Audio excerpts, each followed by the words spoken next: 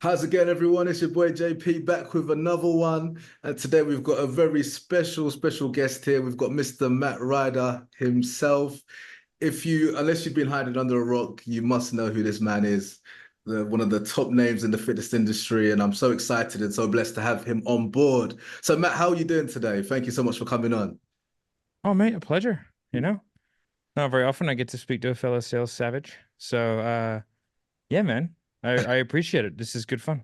Trying to take after you, sir. Trying to take after Oh, I don't you. know about that. Yeah. So, how is it? You're in Australia, right? Down under? Yes. So I'm back in Australia. I got back in a couple days ago from a trip to the US promoting one of our new businesses, which is always fun. But yeah, so back in the grind. Got up at 3 a.m. this morning because of jet lag. Fell asleep at like 8, woke up at 3. So I'm gonna try and get out of that. And for everyone, so Matt you've built this whole fitness business sales empire from Australia. So it doesn't matter your location, and even I've binge watched a lot of your content. So your stories about Oh, waking up at you work till like 3 a.m. or you'll go to sleep and then work again and take your kids to school, just mind blowing. Like you're the definition of hard work, like in terms of effective work, but putting the work in. it's And it's certainly not the definition of talent. If I was better, I wouldn't have to do that, right? So, No, you got the talent as well. And the thing is, guys, Matt is actually my director, right? You're the director of the company that I work for, right? yeah, so I'm the director of sales. Yeah, like the chief of sales. Yeah. Yeah. So this is a blessing, and even 6 months ago, I would never have imagined we'd have this opportunity. But it's just a unique conversation that we can have because not only Matt, you're the director of your own sales company, your own Yeah. business. You've got many hats, right? How many hats have you got on right now? If you could That's a say, good I question. don't want to disclose any. No, it's fine. No, so right now, like I have so Sales Sniper was like I guess like my original business, right? So I used to own gyms. I was in the military, got out, became a personal trainer, became like very full very quickly. Um, Not because I was a particularly good trainer, but just because I knew that if I wanted to be full, I would have to be at the gym at the times that I wanted to be full. So like I knew that I wanted to work basically from 10 to 8, like 10 a.m. to 8 p.m. That's like, good full PT in the gym hours, right? Um, with like, an hour for lunch or train or whatever. And so I knew that I would just have to do that. So what I did is I just stayed at the gym during the times that I wanted to be full with clients because the way that you get clients is by prospecting the floor. So I was just there talking to people all day. And a little tip for the guys who are in the gyms out there, when you're first starting out, don't ever book clients for peak times on Monday. Monday evening is the busiest time in every gym across the world. So what I did is I made sure that I was never busy in that time for the first couple of months because that's the time when nobody else was prospecting. So I had like people who were probably like 1 or 2 day a week warriors, right? Who needed a little bit more help and guidance. I would just go out there, work the floor for 2 hours. I'd set myself a KPI of booking like 8 sessions in 2 hours. So one every 15 minutes. Not a particularly difficult task, right? Sometimes I hit it, sometimes I wouldn't, but I was always pretty busy. Anyway, after a couple of years of doing that, I went to go and do my own gyms, right? Thought the whole if you build it, they will come type thing, which didn't end up working out that way, but it eventually worked out. Then from there, ended up sort of partial owning about 18 of them and sort of running the sales for most of them. And then kind of like putting together the scripts and the sales training. Didn't really know what I was doing, but it was, I'd been done a lot. Then I got out of that because I wasn't a very good work environment. So I just like cracked the shits with it and left basically. Technically, you could say that I exited the business if you really wanted to be a douche about it, but I don't know if like a barely any money exit is really counted. Uh, right. Um, but then from there, I went on to start like Sales Sniper, which was originally Fitness Sales Sniper because I'd been in the fitness industry for so long. So it was just like done for you sales for gyms, which is like still to this day, probably the easiest business in the world to get clients for, I would say. Hard to fulfill on, but easy to get, right? So I had gyms all around the world that I was doing sales for. Um, and then got some really good connections, met some cool people, and then like was getting good results for them. So I got lots and lots and lots of referrals. Most of my businesses are almost 100% referral based. Like most of like my core businesses, they've been referral and like word of mouth based. All the way up to like mid 8 figures, right? Then from there, I adapted sort of fitness sales sniper, got into like the coaching consulting agency type world, and then started kind of making a name for myself in there, and then dropped the fitness and just became sales sniper. And then from there, that done for you agency has been going for 5 years now. It's going strong. It's definitely not an easy business model to run, but it's been going quite well for a number of years. Like at its peak, it was doing 24, 25 million a year. And like I didn't look at it for 2 years, but it still never got below four, like just kind of chilling, right? Doing its thing. Then from there, I met a guy called Jeremy, and he had a business called Seventh Level, which was sort of like not pre-revenue, but it sort of wasn't really trading. He was doing more consulting stuff. Then from there, like I became the salesperson for that, and that's kind of where I started to sort of really get a decent name for myself because I was able to kind of not by myself or anything, but able to help grow that company to, roughly, from zero to around or from about $5,000 a month to about $2 million a month over the course of about 2, 3 years, which was great. And I did exit that company recently, so I recently sold my shares, and I was a CEO for 4 years, and I just thought it was a good time to step down. You can't do it forever, right? And that's when I met Rudy, who runs Committed Coaches, which is the business that me and you are working together in. So right now I'm like the chief of sales for Committed Coaches. We just launched our SDR call center business. I am the owner of Sales Sniper, but I have relatively little to do with it. I just kind of help problem solve the accounts and do some training and stuff like that. But like I really have no function in that business day to day. And then from there, like I help a couple other businesses on the side do some coaching, stuff like that. So I wear a few hats. Yeah, for Long story sure. short. No, appreciate that rundown. That should have been the first question I asked you. Like, Matt, tell me your story. I was coming to that.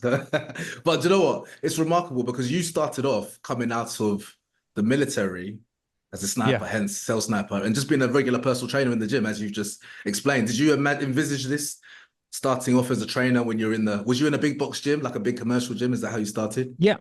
I was in like a fitness first, which is, the same as an LA Fitness or, Mm, whatever it is you want to call it, right? They're all the same big box gym. I think it's a good place to start for a lot of trainers. mm, Like, because like you have access to clientele. Like that's the hardest thing. If like, so you don't have to run ads, you don't have to, you can sort of like be good, retain people and speak to people on the floor and you can be pretty full pretty quickly, right? Um, it was like we didn't get we paid to be there. So we had like a weekly rent that we would pay, and then we could charge what we wanted. I charge like this is like going back 10 more than 10 years now, probably. Oh shit, more than that. I probably started becoming 2011. I think I became a PT. Did all the Poliquin courses, did all that kind of stuff, right? Had Charles Poliquin, you ever heard, yeah, so yeah, straight, yeah. yeah, met him, did a bunch of courses with him. Cool guy before he died, obviously. Was in that world for a bit. So yeah, sort of became a PT, was charging like $90 a session. It's probably averaging like 40 a week up to like 60 in like kind of peak season. So like cranking it out 45-minute sessions. So good times all around, then open the gym. Mm. And yeah, a lot of people, a lot of the guys watching this, the guys and the girls are thinking about getting into training, the fitness industry. Maybe they're new, maybe they're looking for different ideas. So was this always the plan? You wanted to go the corporate, behind the scenes business route, Right. or I had no plan. I knew like I wanted to make good money. I thought that I could do that through gyms. I mean, I think it can be done, but fuck me, it's hard. Like you have to be a true ninja, I think, to be able to make good money in gyms, right?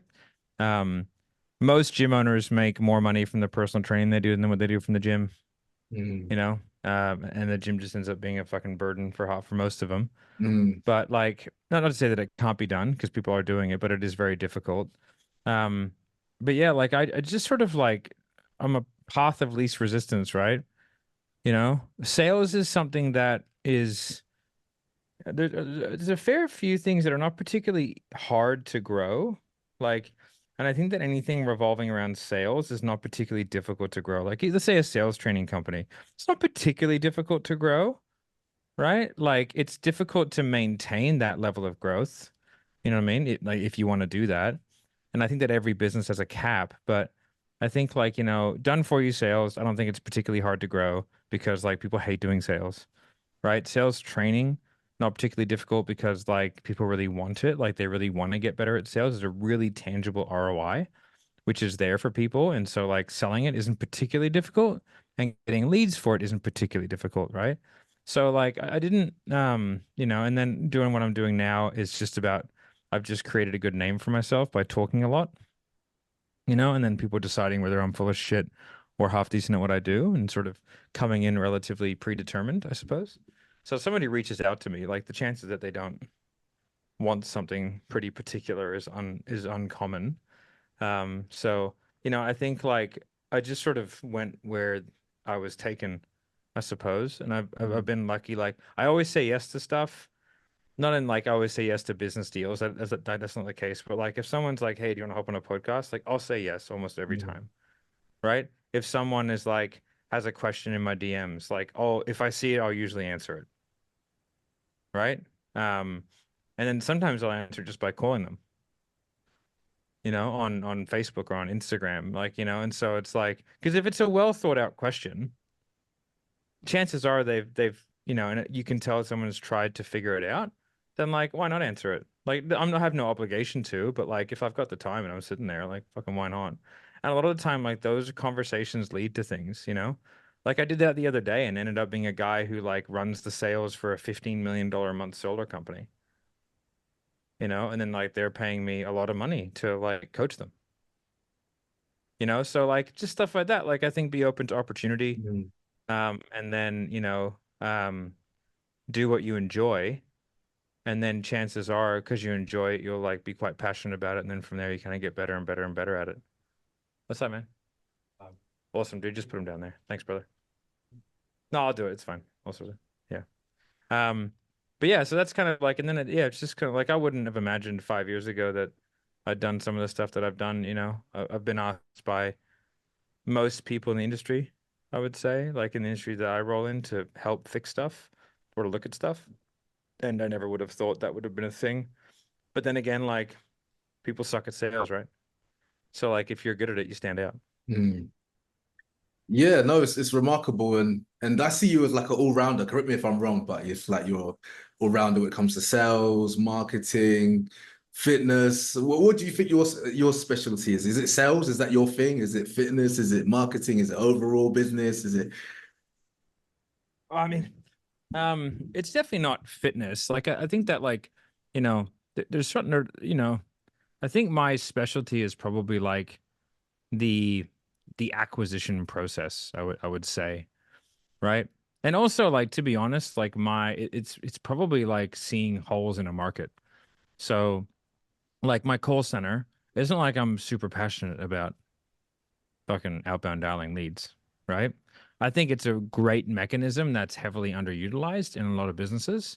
However, it's underutilized because they don't fundamentally understand how to do it or have the systems and processes in place to be able to do it well. So I understand like why it is that way. Um, but like I'm not passionate about it. However, like you watch people whinge and bitch about the same thing over and over again, and you start to think to yourself, for like, well, why hasn't anyone fixed it? And you're like, well, if I was to fix it, what would it look like? Do you know what I mean? So I just went and fixed it. And I could see why, because it costs a lot of money. It's costing us hundreds and hundreds and hundreds of thousands over the last 8 months to figure out a solution that is scalable enough to make sense financially and be viable over the long term. But like, that's a hole in the market. Same as like done for you sales. Like the reason why I chose done for you sales is not because like I'm super passionate about, sales or anything like that. I do like sales. I think it's really cool. But it was like it's a clear need. There's a clear and distinct need for businesses that fundamentally don't understand how to turn a lead into a client. Mm. Right? I understand that because I've done it myself for years. And because like um I just like I because I was a very effective sales rep when I was good and when I was bad. Like even when I wasn't good at sales, I was effective. Because you can do that, right? You just got to sit down and come up with a system and like get better and better and better and better at it. but I wasn't particularly good at sales, but I was effective. And then as I got better at the actual sales mechanism of it, then I was able to then translate both of those things and create a sales ecosystem for myself that was really, really profitable for the business and like had really high kind of everything, conversion rates, lead to sale rates, everything. And then it was very, very predictable. And so like being able to create that into a business on a large scale and small scale is like a true need that most people don't know how to do. And I think that like having sold as many things as I've sold over, and I'm older than most people in the industry. I'm 40, right? So like most people are fucking 30 or 25. So like I've got time on them. So people will catch up. Like I coach this one dude, Christian. He's like fucking 23. The dude's a great sales manager. Like like fucking amazing. By the time he's my age, he'll be 10 times better than what I am. You know? So yeah, I don't know if that answered the question, but that's sort of like Yeah. I think that's my Yes. answer. Sales, yeah. Well, in terms of with all your years of experience in the industry and even in terms of fitness and all the different offers you've worked with and managed, what do you think is more important? And hopefully it's not a silly question, but in terms of marketing and sales, what do you think Marketing. is okay? Why do you say that Marketing so like it's just definitively? like I mean, you can be great at sales if there's no one to talk to, Mm, you know?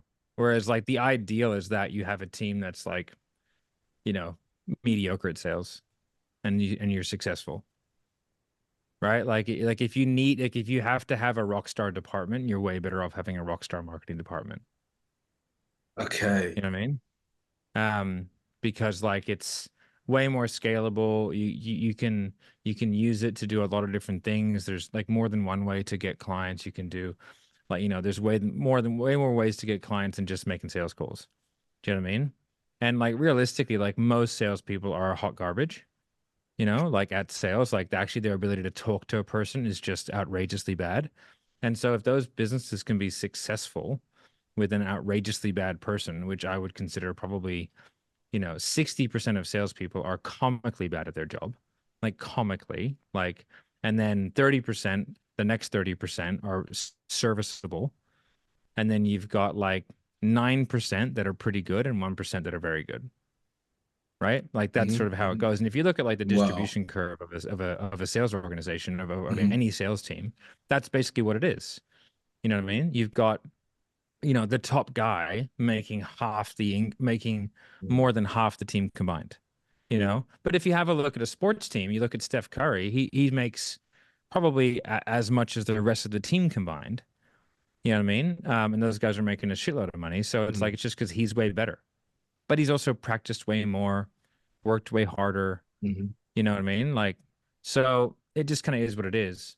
But yeah, like from a marketing perspective though, like it's just it's so much more you can diversify it more, and you can have a rock star sales team. If there is no leads to speak to, then like what are we doing?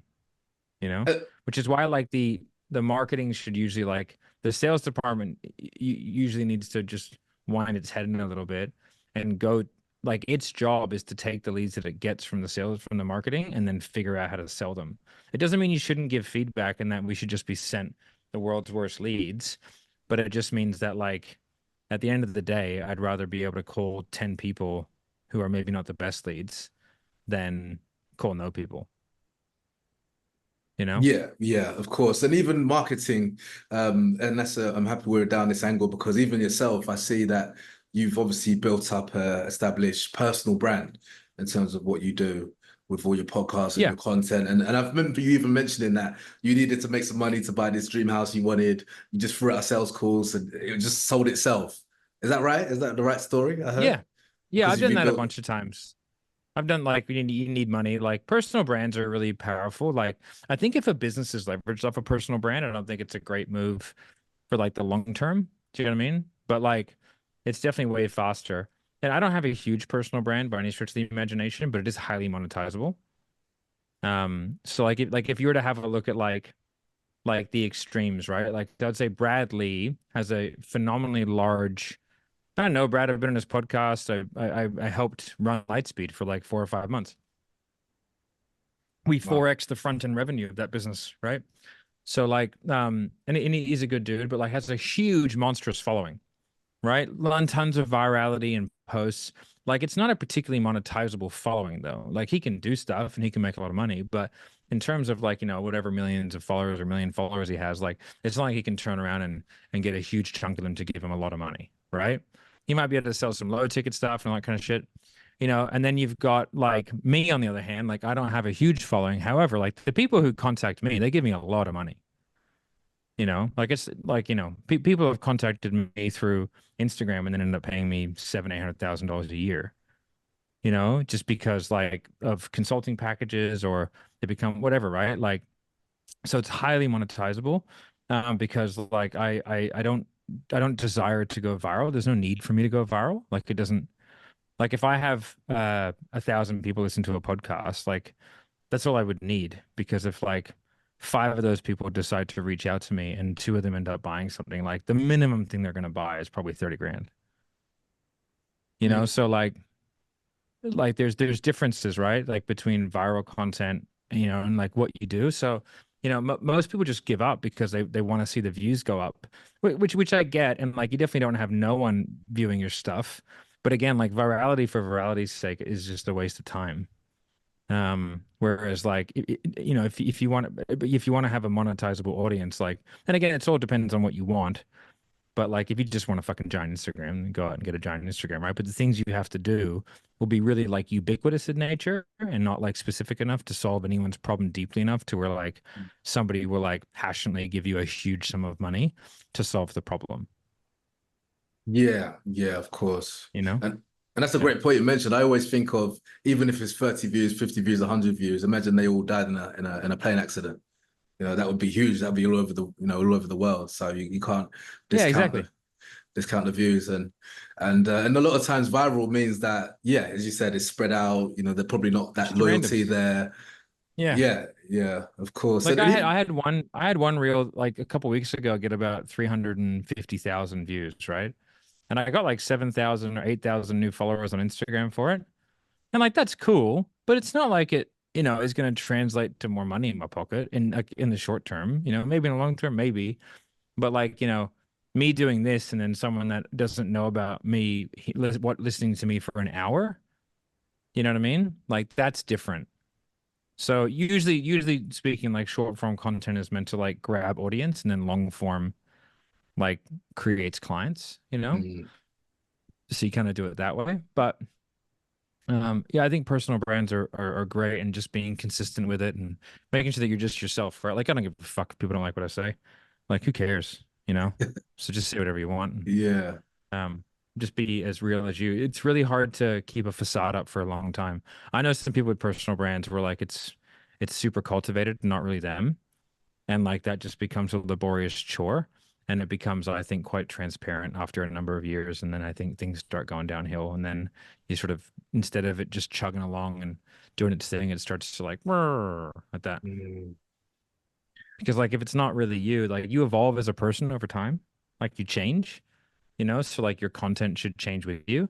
But if it's like a cultivated personality, then it won't. Yeah. and if you was to let's do a time if you were to do a time machine like 10 years ago today, and you've just come out of the military and you're in the fitness industry, what angle would you go? So let's say you're in the gym, you want to grow out, you want to expand. Would you focus on building your personal brand? Would you focus on selling for someone else? Would you focus on gyms again? What angle would you go at now, knowing all the experience you've got, working with all the different offers you've worked on? What would you go down? I mean, the thing is, like, one of the reasons that I'm able to do what I do is because, like, I have worked on a ton of different things.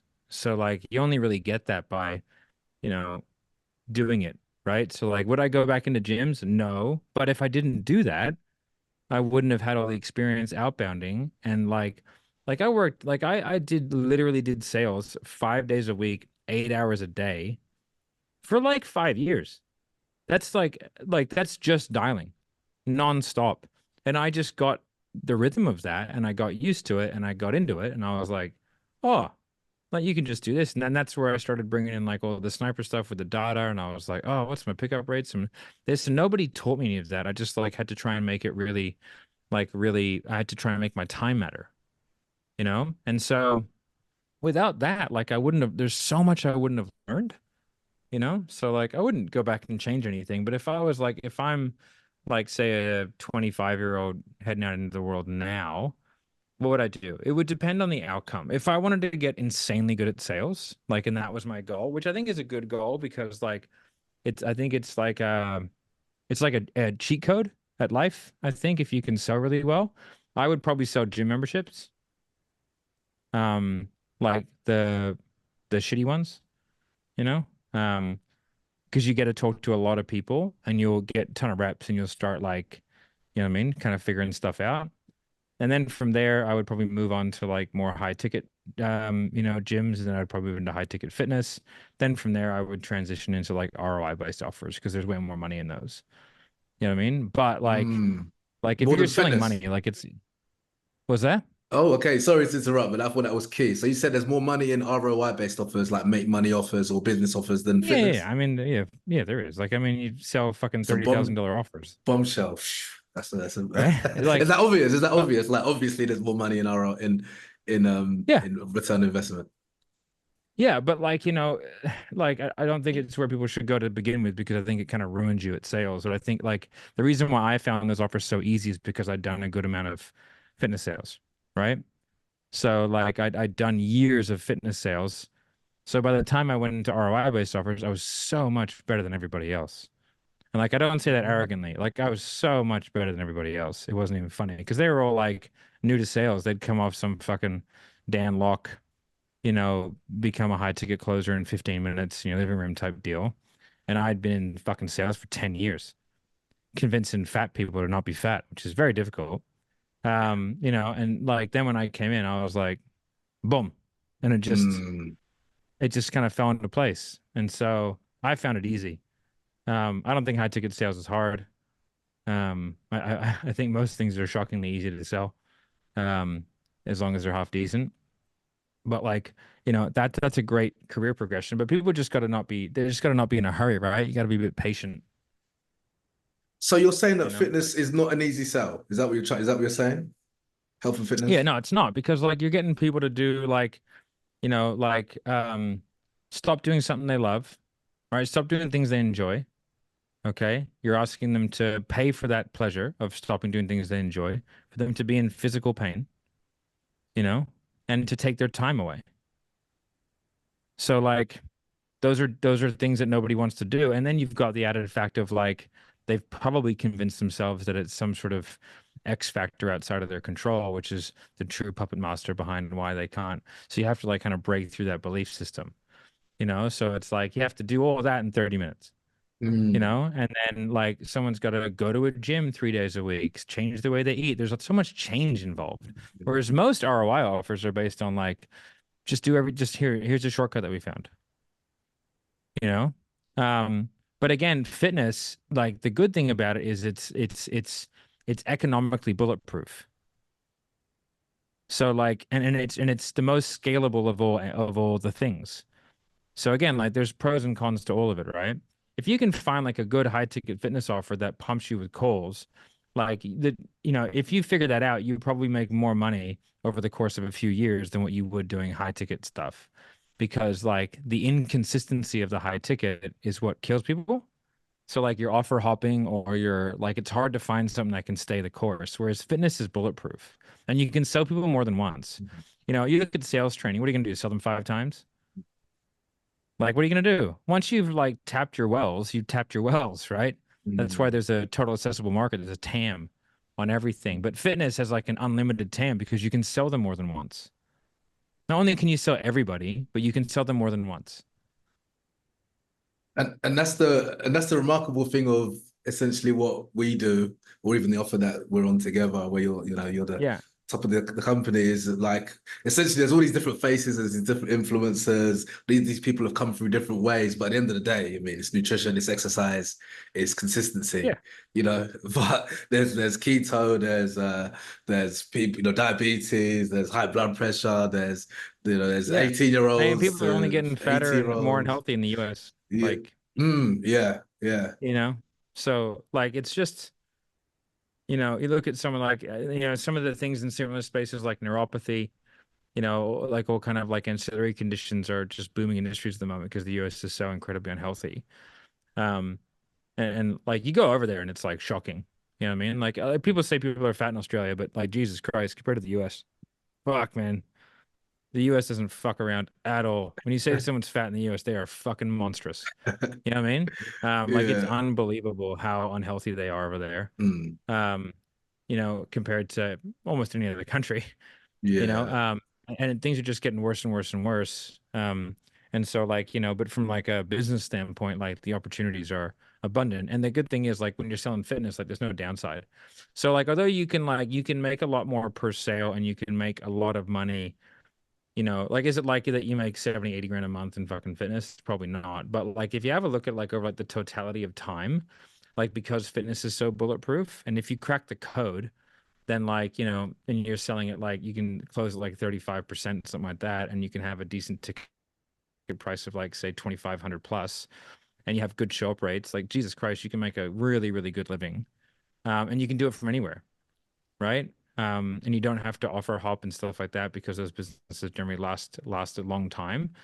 Whereas like in high ticket, you can come and make a shitload of cash in the short term, but like the chances of that having like a longevity is pretty unlikely. Are you talking So there's about pros being? and cons to all of it, right? Are you talking about being a sales rep or having your own offer? Having a sales rep, like having your own offer, like, is different, right? Because like you're running your own business. But I think like any business, like you get hot offers and you get hot businesses, right? Like you look at like, the last big crypto run.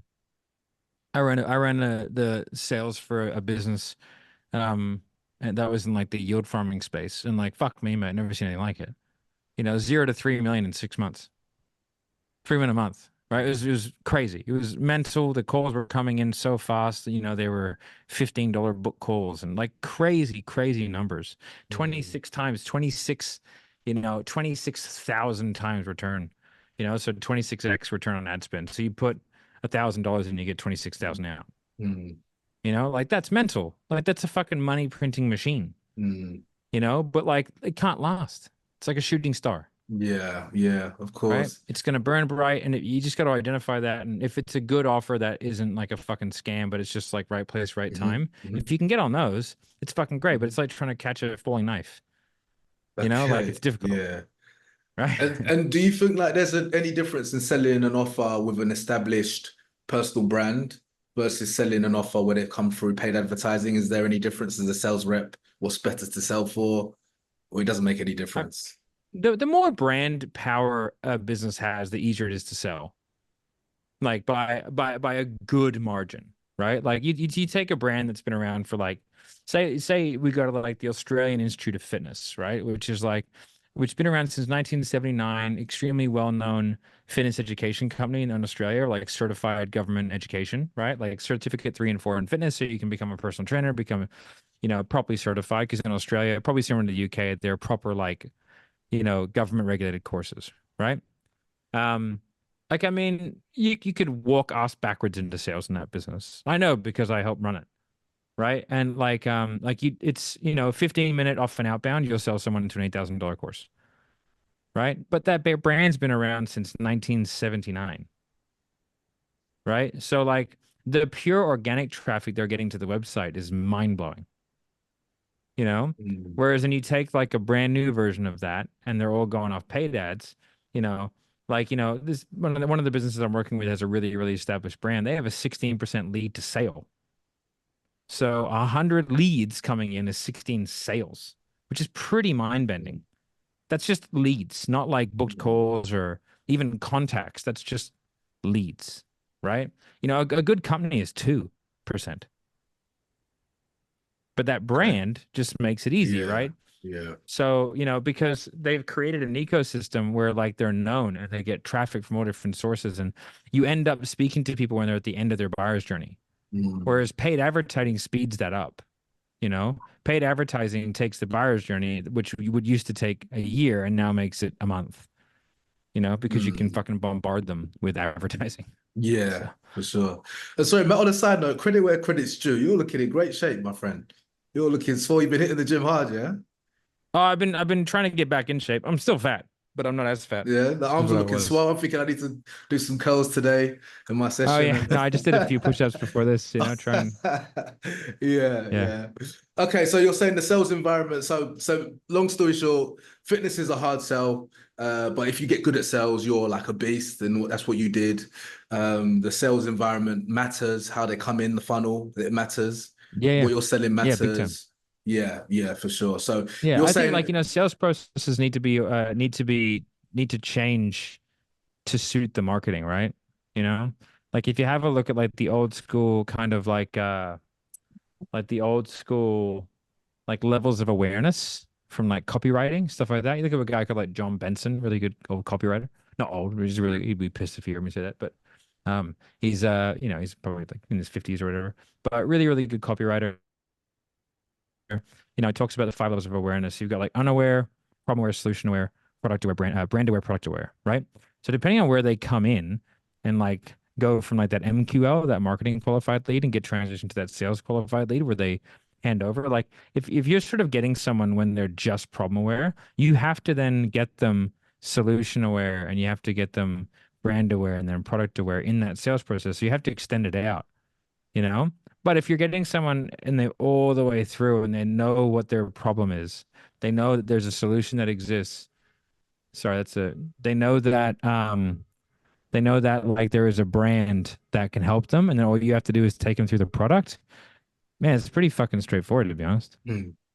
So yeah. Have you heard about people selling in the DMs? Have you heard about people doing Yeah, that? for sure. I've done DM selling. It's no different.